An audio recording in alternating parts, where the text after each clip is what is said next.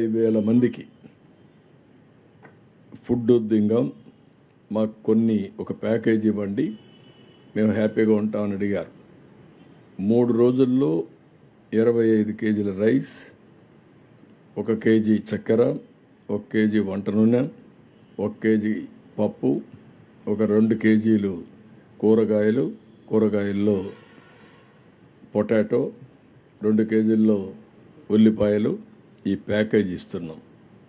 అదే సమయంలో ఈరోజు ఒక 40-50 లారీలు వెజిటబుల్స్ తీసుకొచ్చారు. 2 రూపాయలకు ఆకుకూరలు, 5 రూపాయలకు ఒకటి, 10 రూపాయలకు ఒకటి కేజీ. దానికంటే ఎక్కువ రేటు ఉండవు. ఈ 3 రేట్లు ఉంటాయి. 50%, 60% ఎంతైనా సబ్సిడీ ఇచ్చి, ఒక్కోసారి 70 కూడా కావచ్చు.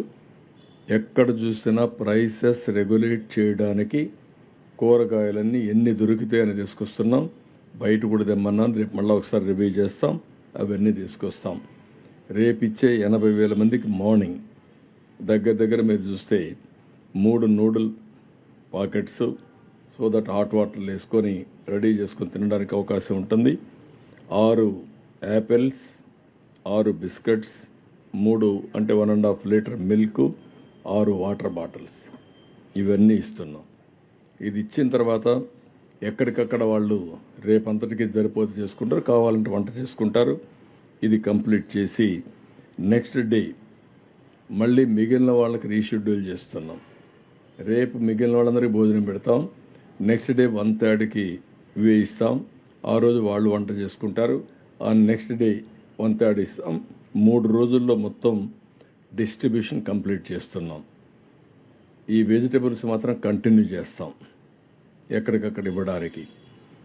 ఇవి ఓవరాల్గా ప్రతి ఒక్కరి అవసరాలు ఏమున్నా అన్ని అవసరాలు తీర్చడానికి ఎంతవరకు మాకు శక్తి ఉంటే అన్ని విధాలు ఆలోచిస్తున్నాం, వినూత్నంగా ఆలోచిస్తున్నాం. అల్టిమేట్గా ఒక బాధలో ఉండే ప్రతి ఒక్కరికి ఏమాత్రం ఫర్దర్గా ఇబ్బంది పడకూడదనే ఉద్దేశంతోనే ఈ కార్యక్రమాలన్నీ చేస్తున్నాను.